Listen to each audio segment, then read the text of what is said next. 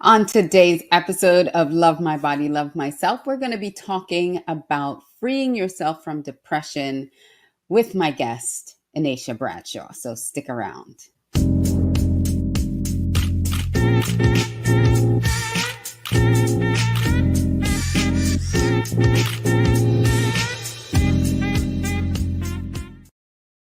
Welcome to Love My Body, Love Myself. I'm your host, Alicia Couri, and I am super excited today because it's all about your mental health. And today's episode, we're going to be checking in with our guest who will be talking about how she was able to move out of that state of depression.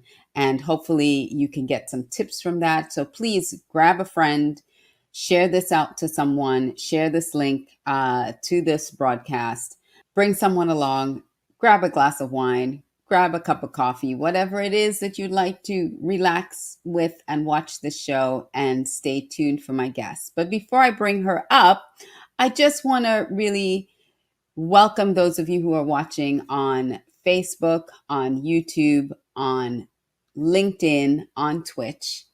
Thank you so much for joining me tonight. Please, please, please, if the content speaks to you at all, if you find any of it relevant, please leave us a comment, chat it into the comment box, and also give us a thumbs up, give us some likes, let us know that you're enjoying this content so that we can bring more of it to you. Subscribe, like, connect, do all those social media things that bring social media karma for us as well. We'd really appreciate it. And if you would like to subscribe to our YouTube channel, go to youtube.com/c/Alicia Couri. And if you would like to connect with me, you can go to alicia360.com, going across the bottom of the screen right now, alicia360.com. Again, this is valuable information that I would love for you to share with others. I would let you know that this interview was previously recorded.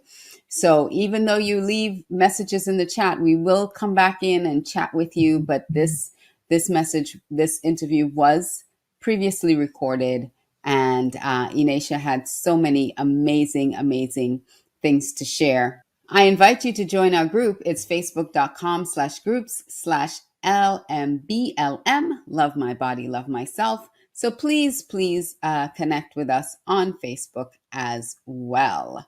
This show is sponsored by Dare to Lead with Linda. Her program is called Awaken the Leader, and it's produced by Red Carpet CEO. Dare to Lead with Linda. If you would like to know more, please go to bit.ly/ATL2021-2 to find out more about the program Awaken the Leader. This is a very revolutionary program for female leaders that want to take their leadership skills to the next level. So I encourage you to go check it out. And Linda has also generously said that if you click on the button to get more information and have a free consultation with her, she'll be glad to get on the phone with you and share any of the information that you need to make a decision whether or not this program is right for you. So go to bit.ly/ATL2021-2. Now, I want to get straight to my guest. So, Alicia, go ahead and take it away. What can I say about my next guest, Anisha Bradshaw? She battled her own self-esteem, her self-worth, to come out of Section 8 to be a superstar. So let me share with you a little bit about Anisha. From Section 8 to commercial real estate, Anisha Bradshaw wrote a chapter in the book that we're going to talk about, dedicated to all women who are ready to show up and show out. Yes, you who have been hiding, but you're tired of settling. The woman who sees the glass neither half full or half empty, but is ready for her cup to runneth over. The one that is ready and realizes that she is and has more than enough, equipped to pursue and fulfill her God-given will. So welcome to the show, Enasha. Hello. How are you? I'm great. I'm super excited to talk to you because we talked about the book. This is the book. It's called Rise Up: Women Who Lead, Building Legacy. And you wrote a chapter for this amazing anthology that has 33 women's stories in it. I am also one of the co-authors, but this isn't about me today. This is all about you. Thank you for the opportunity. Thank you just to be able to share, not just in the book, but on your show, to just really inspire other people, in general, to really just be able to walk in their purpose, walk in their calling, walk in who they were designed to be. So thank you for the opportunity. You're very welcome. She is a beautiful Black princess. Look at her and all her bling. I was like, look at that smile. Look at that bling. She's out here in confidence, but that wasn't always the case for you, though. So, absolutely. Yeah, take us back to a time when you did not feel all that great and confident, and that smile wasn't radiating from the inside. Absolutely. So a lot of people think that it's this long stem thing that comes from so many things that happen. And mine's really, my mom built up my confidence when I was younger. I had went to Africa with my family because my biological father is from Ghana. So I had seen other beautiful Black people and I embraced that. So while I used to get teased about my skin color, all that stuff, I really embraced it and I was okay with it. What happened is the years went on is I struggled with depression, and that's really where everything came into effect, because I realized that depression wasn't just a thing that people talked about. It was something actually happening to me, and it became debilitating at times. You eat with your feelings, all these things happen to you, and then, self-esteem kicks in. And one of the biggest things that kind of made me take a hit was I was once divorced before. So I'm happily married now, but it took a toll on just building that relationship back up, my self-esteem back up, because now I'm a mom and my body had changed from being a mom and, finding love again. What did they all look like? So it wasn't stem from like a childhood thing. I had really good confidence, in who I was and embracing it. But it was little things that kind of ate at me through the years that made that's the thing, though. Yeah. That is the thing, though.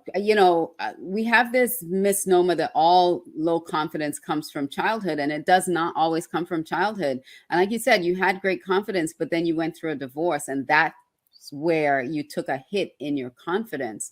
So what did you see in yourself, or what did you feel for yourself after you got divorced that wasn't there before you got divorced? So as you can see, I have a big, beautiful smile now, and in love with myself. But what happened was through that divorce, I became angry. So you can't have the smile and be angry. It's the emotion. There are two opposite ends of the spectrum. Exactly. So it became very hard to be myself. It became very hard to just be open and transparent, which I pride myself to be on. It became hard to help other people, which I'm passionate about. So what if you can't do what you're passionate about? A lot of times the smile isn't really on, or you covering it up with the fake smile, but it's in your eyes. And people who knew me and that were close to me are like, something's up. This is not you. Right. I'm like, I'm you. smiling, I'm okay. But it's smiling with tears in your eyes. It's smiling with, you're trying to deal with some things. And I was a very broken person. I didn't even realize how broken I was until I came out of it and looked back and was like, wow. I tell my husband all the time, I don't know how you dealt with it. I don't know how you did it, but I'm so thankful that God gave you this strength to help me with healing, Yeah, because that healing could take a while. And you're right. You don't know from the inside how bad it is until you're on the other side of it and you look back and it's like, wow, how did I survive this? I mean, I was almost self-sabotaging my current marriage. I just was like, I don't want to do this. I don't think I want to get married. I was like, why would you want to do that? All these different things. I became, self-sabotaging, and you have to work through it. Child, literally, I had my sister-in-law like pulling me like out the bed. I was like, I don't want to do it. I don't want to do holidays. I don't want to do anything. And I was just angry, and I couldn't figure out. I was angry because I let myself fall in love. I was angry because, ended in the divorce. I was angry for so many reasons. How did I do this again? Right. It was like, this off. I said, after the divorce, this is it. I'm never doing this again.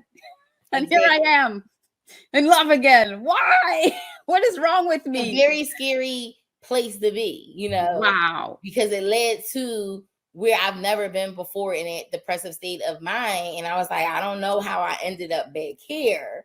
But Wow. I definitely didn't see that for myself. I'm so glad, God doesn't allow us to just take the wheel and he takes it back from us, because I definitely I would have set myself up for failure, because what I go through each and every day, even, fighting depression, I do working from home. I leave the blinds open, get some sun in, my Well, door.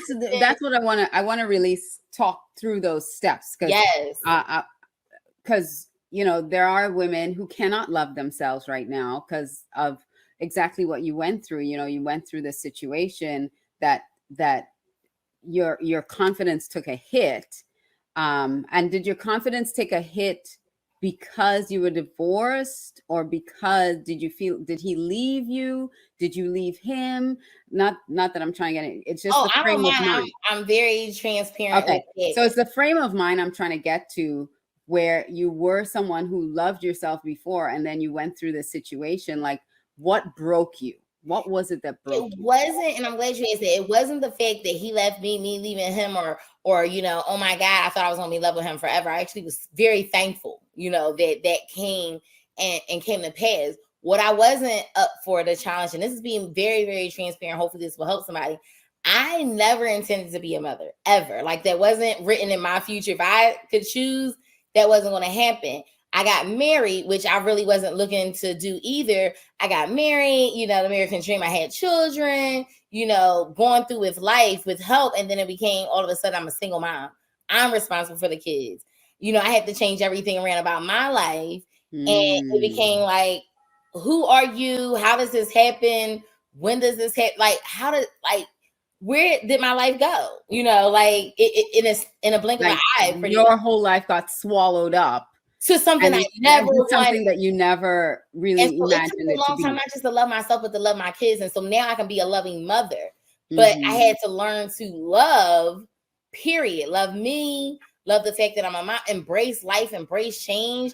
And then it allowed for me to really be able to love on me hard, like I needed to. But I had to embrace those changes and get it together with my mind, so that way I said, it's okay, and being transparent. I'm always going to be transparent about that part with, being a mom, because a lot of people think, oh, you just wake up, you're a good mom. And I love motherhood and everything is rosy and fine. It's like, no. It was so bad. My children used to tell people, you go to school, oh yeah, like, my mom doesn't even like children, but she loves us. Like, she loves us. I'm like, hey, it doesn't really sound how I wanted to sound. But I was so broken and so hurt. It was like, I have to love my kids. And it wasn't like a will and love. It was like, no, I'm not going to get my kids up. No, I'm not going to do these things, because I pride myself on being that type of mother. But it was like, I didn't really love the right way. I was angry still, so you very can't angry. really love somebody. You were angry being put in that position. Yes. That this is not what I wanted for my life. And here I am now. And I'm stuck with this. Right. So you had to flip your mindset. They're here, so they're here. I can't do anything about it. All right. But the crazy thing is, that's what I needed to help me through this. My kids loving on me, because their love is so innocent and so pure, and unconditional, at a young age. So it just was like, wow, I get to really see how much they love me through this, love me through my tears. Young kids praying me through my tears. And my kids are 7 and 9 now. So when that happened, they were a lot younger. And they're like, well, mommy, I love you. And you're a good mom. And you're these things. And now, I guess through those positive affirmations, I became that. That is so nice. That's so wonderful. So how did you, again, step us through now? Did you have that recognition in the depression, like I need to get myself together? Or was it the kids and your friends and your family, your sister, everything kind of telling you, listen, you got to pull yourself up out of this? Like, it was my support system. It was my support system. I became angry with God. Now I'm a PK, I'm a preacher's kid. So I became angry with God, like, how could you let this be? I became with everything around me. So it really was my support system a lot of times. And I thank God for them. Because the times when I'm like, no, I'm not celebrating a holiday. They had holiday at my house. I'm like, you're not gonna get. I don't want to celebrate. The times that like I said, I didn't want to get out of bed. She would come and like, let's go. Like, I don't care if it's just from bedroom to living room or something different. And a lot of credit goes to my husband, Minister Akeem Bradshaw. He really prayed me through. He would give me scriptures. He didn't know really about depression. And the funny thing is, like, after he learned about my depression and different things to help me with, he realized, he was like, wait, my mom was depressed when I was younger. I didn't even know that's what that was going on, That and was what you were recognize going it. through. But yes, so it now, because he didn't go through it, and I'm like, that's a beautiful thing. If you don't have to experience any of it, it's a beautiful thing. But I had to realize this was like a spiritual attack, and all these things, to even my leaders of the church, just saying, like, we're going to love you through this. We're going to pray you through this, because we know that's not who you were designed to be. So it takes a lot of me noticing, like, if I notice I'm even getting into like a depressive episode, or it's just, I call it depression or anxiety reeling his head, and I noticed just a little bit, I'm like, okay, breathe. Yeah, you have to have the recognition of it. Do this going. I learned to keep doing something, and I find myself, being able to come out of it versus just laying in and be like, I don't feel like doing nothing. I don't feel like, or I would try to work in my bed, and I'm like, no, you absolutely have to get out of your bed. So first up is get out of that room, that bed, wherever you sit all the time. When you're in there, you cannot go back there, because that is not the place for you, And I realized I had to get out and get life, working at home, a lot of times with that whole pandemic, which was hard for a lot of people who were going through depression. I was like, I don't want to go in that place. So I would walk outside just to, it was hard on people who have depression. The isolation and the depression was really, really difficult for people going through the pandemic. So I'm going to take a quick break. Okay. And then we're going to come back and talk some more about how you turned it around to self-love. So stick around with Enasha Bradshaw coming back. The Love My Body, Love Myself show is sponsored by Alicia Couri, Inc. and produced by Red Carpet CEO. Alicia Couri, Inc. is a boutique consulting firm that specializes in developing audaciously proactive leaders and teams using brain science and people data to get results. For more information, you can visit our website, aliciacouri.com. The show is produced by Red Carpet CEO. If you would like a copy of Age with Audacious Confidence, please go to our link tree, which is linktr.ee/acouri, and look for Age with Audacious Confidence. So let's go on and get back to the show.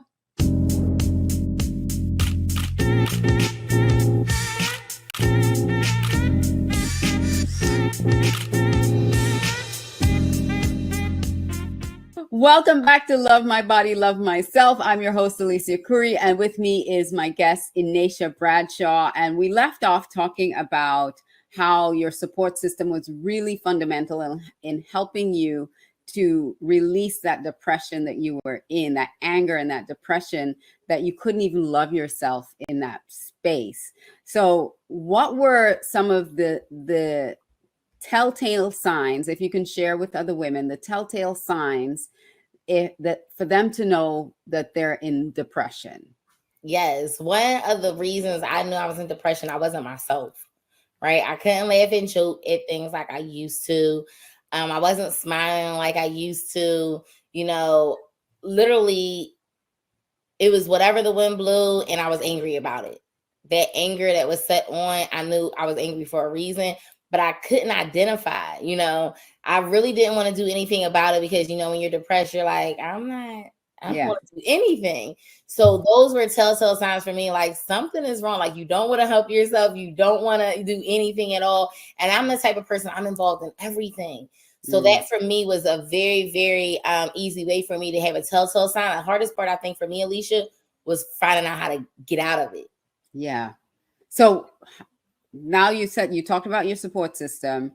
What were some of the other steps? Did you seek counseling? Were you able to really pull yourself out of that?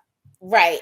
So my mother kept telling me, do counseling, go to counseling, go to counseling. And I'm a big component of going to seek help. I wasn't there yet though.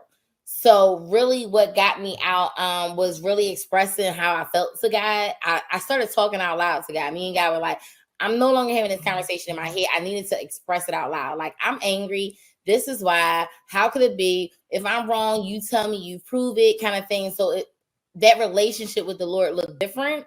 And it wasn't so much Wow. to say that I wanted him to hear what I had to say. I need to get it off my chest so he can vent and vent it out, so he can then help me with it. So my Wow. spiritual walk with God was the biggest and foremost things of just acknowledging like what it was. And then I realized, wait, the stuff that I'm angry with God about, I'm really angry with myself, and I had to forgive me. Like, it was okay for me to make a mistake and choose the wrong partner. It was okay for me to have something that changed in my life and be able to take that on. I needed to embrace that. And so that was my step of That's a big, big, big one, is forgiving yourself, because we're not perfect beings. No, by no means. And we need to allow ourselves the opportunity to make mistakes, even in front of our children. Sometimes Yes. as mom, we don't want to seem like we're weak or we've made a mistake or we've done something wrong. And really be able, because then you can love yourself if you can step out of that and be able to forgive the Yes. mistakes. That is huge. Yes. That is huge. You I can't love love that. if you're not willing to forgive, because if it goes, hand in hand with a relationship with someone else, with yourself. You can't forgive yourself, you can't love yourself, because you're always going to be constantly focused on that mistake. And forgiveness requires us to not live in that moment. And so I had to forgive so I don't have to still be where I was, and staying stagnant there. So it was really, really important for me to be able to find who I was. That's ended up how I found, my business, getting out of Section 8. It was like, I'm more than who I am. I'm more than a conqueror. I'm more than where I'm at. And, more than what life threw at me, right? I'm more than just the lemons. I'm the lemonade, and I Right. to that point. That is so beautiful. And so when you started to recognize that this is not who I am, this is not me, I need to get back to me. That's when things started really shifting and changing for you. Yes. I didn't like who I was. I didn't like having to be angry, at everything, even when I wanted to really enjoy myself.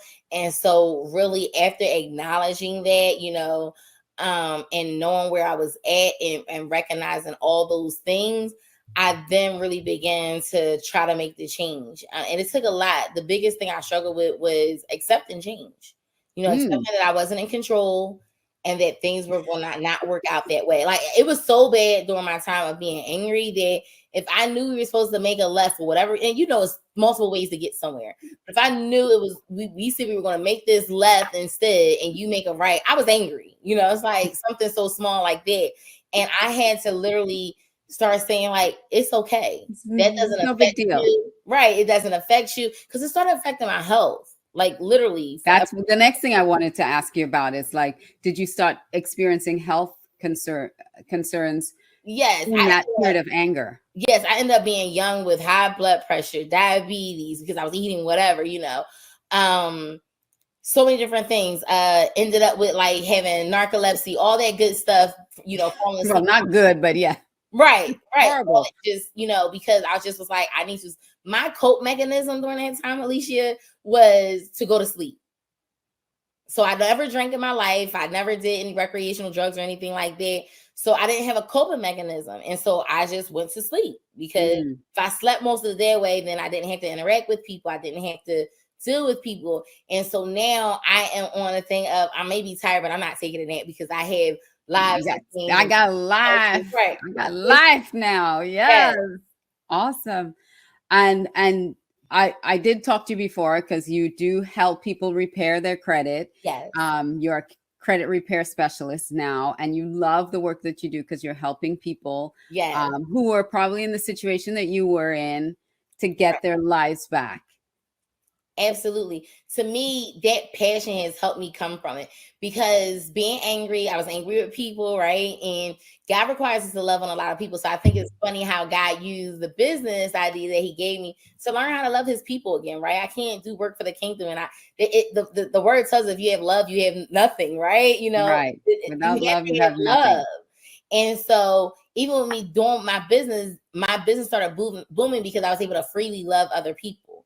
I was able to let them know that it's okay. We make mistakes, whether it was with your credit, your past relationship, whatever. We make those mistakes, and we just need to learn how to get past that. Not stay stuck in it. And a lot of us stay stuck in it, whether it's they didn't get their home or they stay stuck in the relationship because they don't think that they deserve better or whatever the case may be. But we have to learn how to say, you know what, I forgive me for the past mistakes, the same way we have to forgive other people. And I'm going to do better. But we have to literally do better. We can't just say it, can't just be an affirmation. We have to literally do better. So me pouring into other people allows me to stay strong. So That's what builds me up. Yeah, something just came to mind really quickly, because you did talk about being a preacher's kid. Did that play into any like guilt over the divorce and, what are people going to think? How are people going to feel about me? Because I'm going through this now, and the shame and all of that as women we take on. Absolutely. So my family calls me a ram. They call me a ram because I'm okay with going against the grain.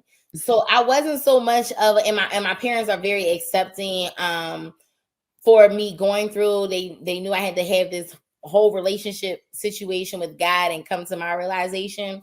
But so I didn't feel any judgment from the church because I was in a very good, healthy, loving, forgiving, supportive church. Relationship, right. Right. So that wasn't a factor for me. It was more of a factor of I was even being angry at the church. I played an integral part there.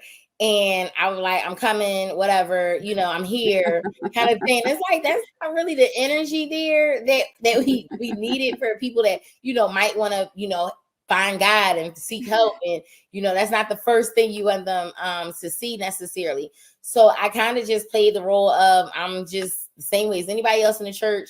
That's how I want to be addressed. I don't want any parts. I want to do, the bare minimum. Right. So it wasn't so much of I didn't really have in my head of caring, oh, well, this person thinks this and this for a divorce. It was more, yeah. Whatever. It was literally more me battling me for what I had did, yeah. me not realizing the signs, I wasn't even so much angry with him. I did realize, the parts that I was angry with him and had to let that go.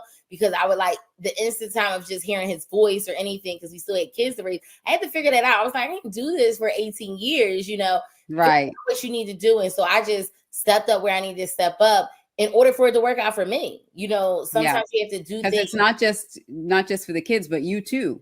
Exactly. You're absolutely right. Exactly. And I wanted to be able to have a healthy relationship. So I never wanted to talk bad about him or anything, because it was important for me to make sure their relationship was healthy, with their father. with absolutely. Yes, because they had nothing to do with anything. And they can see with their own eyes whatever was going to come of their relationship.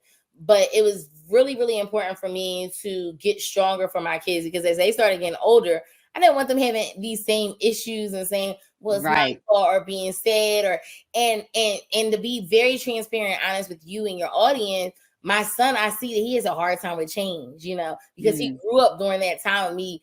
Nothing can change. It has to go this way, because I couldn't control that relationship. So I wanted to start controlling everything. And then it became to a point of my son now is like, oh, and I'm like, son, I'm trying to help you now. Mommy's been through there. Yeah. It does not work out well for you. It doesn't work out well for you. Right. So let's change that up. So, it really does affect your kids, no matter how much you think, oh, they didn't pick that up. They didn't see it. They see all they see and they will. Yeah. And some of it is in their coding too, their genetic coding, right, that we have to, especially if you're carrying them and you're going through that. Yeah. We have to be careful what we're exposing them to and teaching them. Exactly. The different ways of doing things to help them out. Absolutely. Listen, Enasha, I so appreciate you being so transparent, so honest, and sharing your story with us, because it will help someone who is battling depression or going through that right now to learn how to love themselves and really learn how to release the anger, walk in forgiveness, because only when you can walk in forgiveness can you truly, truly love yourself. Listen, if you want to get a touch, and I really, really, I encourage you to connect with Enasha. Go to Anisha Bradshaw. She is on all social media channels as Anisha Bradshaw. That's ENASHA Bradshaw, for those of you who are listening and not watching.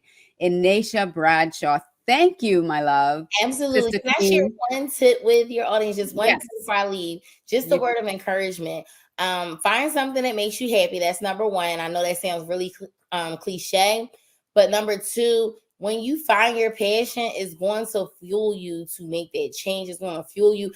I started working out. I started doing different things, to make myself feel better because I found my passion. So just find that and surround yourself with those that really love you. Make sure that you aren't doing this alone. You don't have to do it alone. And it's okay to say out loud that I'm depressed and I'm angry. It's okay to admit that so somebody can reach out and help you. get And that's the you the biggest thing help that you I did need. is I admitted it out loud and people knew and I was able to receive the help that I needed to get help. Love it. Thank you so much. And surround yourself with good, strong, positive people. Yes. Listen to this show and you get encouragement. Thank you so much. Please share this out with anyone that you know that might be struggling a little bit, because it is important that we as a sisterhood support one another and kind of lock arms and help each other rise up. And again, the book is Rise. I'm going to show you it's Rise Up, Women Who Lead, Building Legacy. I encourage you to get a copy of it. It's on Amazon. So get your copy and make sure to support that book. Thank you again, Enasha. I really appreciate you coming on. Mwah, mwah, mwah. And I look forward to sharing more of you on maybe another show that we have. Absolutely. So, Anytime. Thank you for the opportunity. You're very welcome. All right, everyone. Thanks for joining us. That was a tremendous interview with Enasha. I really enjoyed doing it. She is such a joy. And I want to make sure that I share that book with you again. So the book is Rise Up, Women Who Lead, Building Legacy. Both Enasha and I are in this book. So if you want to grab a copy of the book, you can go to my link tree. You can go to linktr.ee/Couri, and the link to the book is there, and you can purchase it off of Amazon. And both my story and Enasha's story is in that book. So thank you again so much for being a part of this show. I hope you really got a lot of value out of it. Again, please share it, leave us comments, like the content, subscribe, and I look forward to sharing some more really phenomenal information with you on Love My Body, Love Myself. This Saturday, we have a guest on Small Business Saturday Shout Out. And then we have the amazing Constance Jones coming up with us the following Tuesday. So you don't want to miss that. So this has been another episode of Love My Body, Love Myself. And I want to encourage you to do something for yourself today because self-love is not selfish. It is your obligation. So until next time. Mwah.